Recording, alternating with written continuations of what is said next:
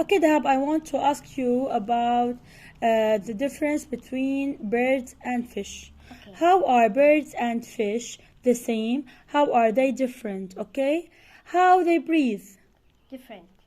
How they lay eggs? Same. Very good. What covers their bodies? Different.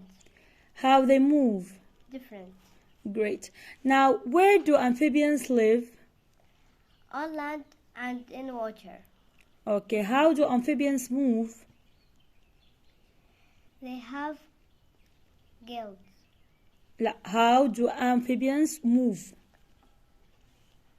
They have Not legs. breathe, move, okay? They walk and jump.